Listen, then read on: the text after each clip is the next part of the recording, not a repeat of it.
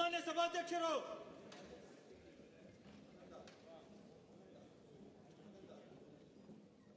ಅಧ್ಯಕ್ಷರು ಬಹಳ ಖುಷಿಯಾಗಿದ್ದಾರೆ.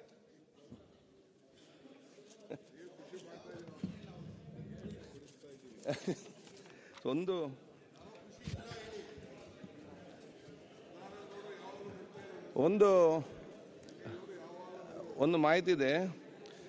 ಸನ್ಮಾನ್ಯ ಸಚಿವರು ಮತ್ತು ಹಿರಿಯ ನಾಯಕನ ಸನ್ಮಾನ್ಯ KH ಮುನಿಯಪ್ಪರವರು ಇವತ್ತನ್ನ 77ನೇ ಹುಟ್ಟುಹಬ್ಬವನ್ನು ಆಚರಿಸಿದ್ದಾರೆ. ಇಡೀ ಸಂಘದ ಪರವಾಗಿ ನಾವು ಶುಭಾಶಯವನ್ನು ಸಲ್ಲಿಸ್ತೇವೆ.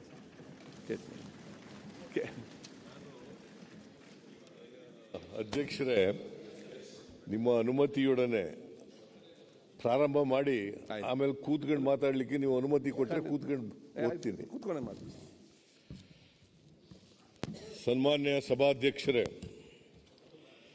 2025-26ನೇ ಸಾಲಿನ ಆಯವ್ಯಯವನ್ನು ಸದನದ ಮುಂದೆ ಮಂಡಿಸಲು ನಾನು ಹರ್ಷಿಸುತ್ತೇನೆ. ಆಯವ್ಯಯ ಎನ್ನುವುದು ಕೂಡಿ ಕಳೆಯುವ ಅಂಕಿ ಸಂಖ್ಯೆಗಳ ನಿರ್ಜೀವ ಆಟವಲ್ಲ. 7 ಕೋಟಿ ಜನರ ಬದುಕಿನ ಭರವಸೆಯ ಉಸಿರು ಎಂಬ ಅರಿವಿನೊಂದಿಗೆ ನಮ್ಮ ಸಂಕಲ್ಪಗಳನ್ನು ನಾಡಿನ ಜನಕೋಟಿಯ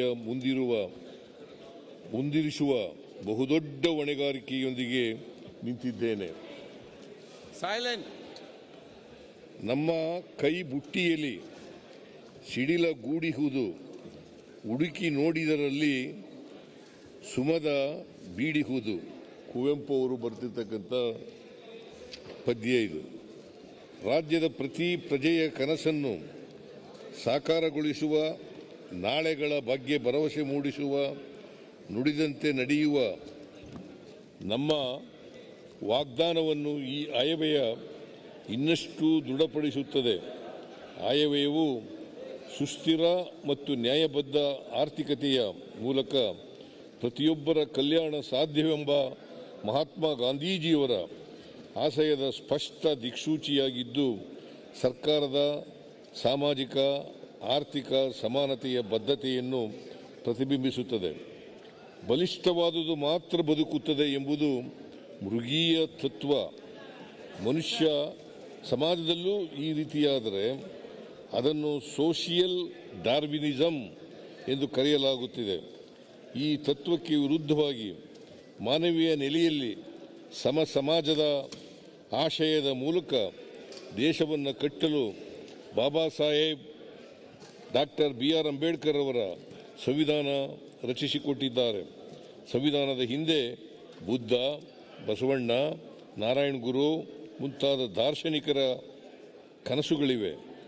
ಇವರೆಲ್ಲರ ಆಶಯಗಳಂತೆ ನಾವು ಬದ್ಧತೆಯಿಂದ ರಾಜ್ಯವನ್ನು ಮುನ್ನಡೆಸುತ್ತಿದ್ದೇವೆ. ಸಾಮಾಜಿಕ ನ್ಯಾಯದ ತಳಹದಿ ಭದ್ರಗೊಳ್ಳುತ್ತಲೇ ಇರಬೇಕು ಎನ್ನುವುದು ನಮ್ಮ ಸರ್ಕಾರದ ದೃಢ ಸಂಕಲ್ಪ. ಇರುವೆಲ್ಲವನ್ನು ಎಲ್ಲ ಜನಕ್ಕೆ ತೆರವಾಗಿಸುವ ಸಮಬಗೆಯ, ಸಮಸುಖದ, ಸಮದುಃಖದ, ಸಾಮರಸ್ಯದ ಸಾಮಗಾನ ಲಹರಿಯ ಮೇಲೆ ತೇಲಿ ಬರಲಿದೆ ನೋಡು ನಮ್ಮ ನಾಡು. ಗೋಪಾಲ್ ಕೃಷ್ಣ ಅಡಿಗಾರ್ ಅವರದು. ಕೂತ್ಕೊಂಡು ಓದ್ಬೋದ?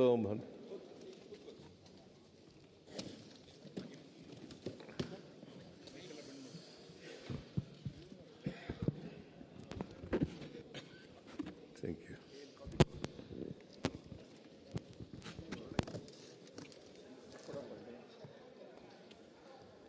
ಲಭ್ಯ ಸಂಪನ್ಮೂಲಗಳನ್ನು ಸರ್ವರಿಗೂ ಲಭ್ಯವಾಗುವಂತೆ ನೋಡಿಕೊಳ್ಳುವುದು ಸರ್ಕಾರದ ಜವಾಬ್ದಾರಿ.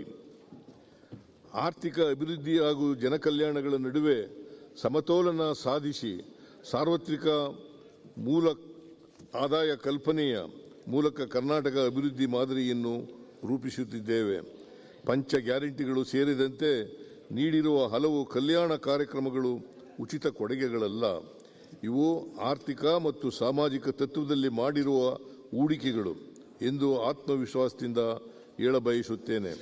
ನಾಡಿನ ಖ್ಯಾತ ವಿದ್ವಾಂಸರಾಗಿದ್ದ ಮುಜಾಫರ್ ಅಸಾದಿಯವರು ಗ್ಯಾರಂಟಿ ಯೋಜನೆಗಳ ಹಿಂದೆ ಬಡತನದ ನೋವಿದೆ, ಬಡತನದ ಹಿಂಸೆ ಇದೆ, ಮಹಿಳೆಯರಲ್ಲಿ ಮಡುಗಟ್ಟಿದ ನೋವುಗಳಿವೆ, ಅಸಮಾನ ಭಾರತದ ಪರಿಕಲ್ಪನೆ ಇದೆ. ಸನ್ಮಾನ್ಯ ಸಭಾಧ್ಯಕ್ಷರು,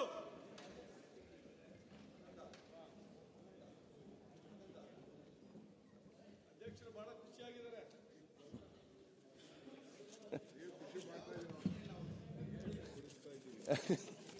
ಒಂದು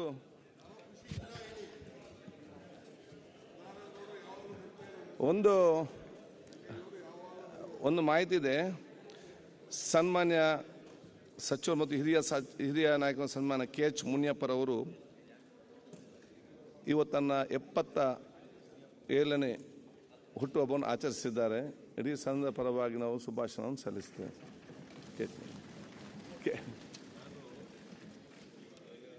ಅಧ್ಯಕ್ಷರೇ, ನಿಮ್ಮ ಅನುಮತಿಯೊಡನೆ ಪ್ರಾರಂಭ ಮಾಡಿ ಆಮೇಲೆ ಕೂತ್ಕೊಂಡು ಮಾತಾಡಲಿಕ್ಕೆ ನೀವು ಅನುಮತಿ ಕೊಟ್ಟರೆ ಕೂತ್ಕೊಂಡು ಓದ್ತೀನಿ. ಕೂತ್ಕೊಂಡೆ ಮಾಡಿ. ಸನ್ಮಾನ್ಯ ಸಭಾಧ್ಯಕ್ಷರೇ, 2025-26ನೇ ಸಾಲಿನ ಆಯವ್ಯಯವನ್ನು ಸದನದ ಮುಂದೆ ಮಂಡಿಸಲು ನಾನು ಹರ್ಷಿಸುತ್ತೇನೆ. ಆಯವ್ಯಯ ಎನ್ನುವುದು ಕೂಡಿ ಕಳೆಯುವ ಅಂಕಿ ಸಂಖ್ಯೆಗಳ ನಿರ್ಜೀವ ಆಟವಲ್ಲ. 7 ಕೋಟಿ ಜನರ ಬದುಕಿನ ಭರವಸೆಯ ಉಸಿರು ಎಂಬ ಅರಿವಿನೊಂದಿಗೆ ನಮ್ಮ ಸಂಕಲ್ಪಗಳನ್ನು ನಾಡಿನ ಜನಕೋಟಿಯ ಮುಂದಿರಿಸುವ ಬಹುದೊಡ್ಡ ಹೊಣೆಗಾರಿಕೆಯೊಂದಿಗೆ ನಿಂತಿದ್ದೇನೆ. ನಮ್ಮ ಕೈ ಬುಟ್ಟಿಯಲ್ಲಿ ಸಿಡಿಲ ಗೂಡಿಹುದು, ಹುಡುಕಿ ನೋಡಿದರಲ್ಲಿ ಸುಮದ ಬೀಡಿಹುದು. ಕುವೆಂಪು ಅವರು ಬರೆದಿರ್ತಕ್ಕಂಥ ಪದ್ಯ ಇದು. ರಾಜ್ಯದ ಪ್ರತಿ ಪ್ರಜೆಯ ಕನಸನ್ನು ಸಾಕಾರಗೊಳಿಸುವ, ನಾಳೆಗಳ ಬಗ್ಗೆ ಭರವಸೆ ಮೂಡಿಸುವ, ನುಡಿದಂತೆ ನಡೆಯುವ ನಮ್ಮ ವಾಗ್ದಾನವನ್ನು ಈ ಆಯವ್ಯಯ ಇನ್ನಷ್ಟು ದೃಢಪಡಿಸುತ್ತದೆ. ಆಯವ್ಯಯವು ಸುಸ್ಥಿರ ಮತ್ತು ನ್ಯಾಯಬದ್ಧ ಆರ್ಥಿಕತೆಯ ಮೂಲಕ ಪ್ರತಿಯೊಬ್ಬರ ಕಲ್ಯಾಣ ಸಾಧ್ಯವೆಂಬ ಮಹಾತ್ಮ ಗಾಂಧೀಜಿಯವರ ಆಶಯದ ಸ್ಪಷ್ಟ ದಿಕ್ಸೂಚಿಯಾಗಿದ್ದು, ಸರ್ಕಾರದ ಸಾಮಾಜಿಕ ಆರ್ಥಿಕ ಸಮಾನತೆಯ ಬದ್ಧತೆಯನ್ನು ಪ್ರತಿಬಿಂಬಿಸುತ್ತದೆ. ಬಲಿಷ್ಠವಾದುದು ಮಾತ್ರ ಬದುಕುತ್ತದೆ ಎಂಬುದು ಮೃಗೀಯ ತತ್ವ. ಮನುಷ್ಯ ಸಮಾಜದಲ್ಲೂ ಈ ರೀತಿಯಾದರೆ ಅದನ್ನು ಸೋಷಿಯಲ್ ಡಾರ್ವಿನಿಸಂ ಎಂದು ಕರೆಯಲಾಗುತ್ತಿದೆ. ಈ ತತ್ವಕ್ಕೆ ವಿರುದ್ಧವಾಗಿ ಮಾನವೀಯ ನೆಲೆಯಲ್ಲಿ ಸಮಾಜದ ಆಶಯದ ಮೂಲಕ ದೇಶವನ್ನು ಕಟ್ಟಲು ಬಾಬಾ ಸಾಹೇಬ್ ಡಾಕ್ಟರ್ BR ಅಂಬೇಡ್ಕರ್ ಅವರ ಸಂವಿಧಾನ ರಚಿಸಿಕೊಟ್ಟಿದ್ದಾರೆ. ಸಂವಿಧಾನದ ಹಿಂದೆ ಬುದ್ಧ, ಬಸವಣ್ಣ, ನಾರಾಯಣ ಗುರು ಮುಂತಾದ ದಾರ್ಶನಿಕರ ಕನಸುಗಳಿವೆ. ಇವರೆಲ್ಲರ ಆಶಯಗಳಂತೆ ನಾವು ಬದ್ಧತೆಯಿಂದ ರಾಜ್ಯವನ್ನು ಮುನ್ನಡೆಸುತ್ತಿದ್ದೇವೆ. ಸಾಮಾಜಿಕ ನ್ಯಾಯದ ತಳಹದಿ ಭದ್ರಗೊಳ್ಳುತ್ತಲೇ ಇರಬೇಕು ಎನ್ನುವುದು ನಮ್ಮ ಸರ್ಕಾರದ ದೃಢ ಸಂಕಲ್ಪ. ಇರುವೆಲ್ಲವನ್ನು ಎಲ್ಲ ಜನಕ್ಕೆ ತೆರವಾಗಿಸುವ ಸಮಬಗೆಯ, ಸಮಸುಖದ, ಸಮದುಃಖದ, ಸಾಮರಸ್ಯದ ಸಾಮಗಾನ ಲಹರಿಯ ಮೇಲೆ ತೇಲಿ ಬರಲಿದೆ ನೋಡು ನಮ್ಮ ನಾಡು. ಗೋಪಾಲ್ ಕೃಷ್ಣ ಅಡಿಗಾರ್ ಅವರದು. ಕೂತ್ಕೊಂಡು ಓದ್ಬೋದ?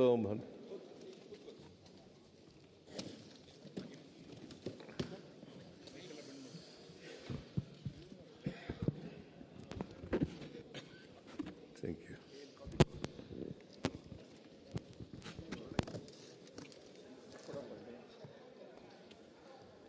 ಲಭ್ಯ ಸಂಪನ್ಮೂಲಗಳನ್ನು ಸರ್ವರಿಗೂ ಲಭ್ಯವಾಗುವಂತೆ ನೋಡಿಕೊಳ್ಳುವುದು ಸರ್ಕಾರದ ಜವಾಬ್ದಾರಿ. ಆರ್ಥಿಕ ಅಭಿವೃದ್ಧಿ ಹಾಗೂ ಜನಕಲ್ಯಾಣಗಳ ನಡುವೆ ಸಮತೋಲನ ಸಾಧಿಸಿ ಸಾರ್ವತ್ರಿಕ ಮೂಲ ಆದಾಯ ಕಲ್ಪನೆಯ ಮೂಲಕ ಕರ್ನಾಟಕ ಅಭಿವೃದ್ಧಿ ಮಾದರಿಯನ್ನು ರೂಪಿಸುತ್ತಿದ್ದೇವೆ. ಪಂಚ ಗ್ಯಾರಂಟಿಗಳು ಸೇರಿದಂತೆ ನೀಡಿರುವ ಹಲವು ಕಲ್ಯಾಣ ಕಾರ್ಯಕ್ರಮಗಳು ಉಚಿತ ಕೊಡುಗೆಗಳಲ್ಲ.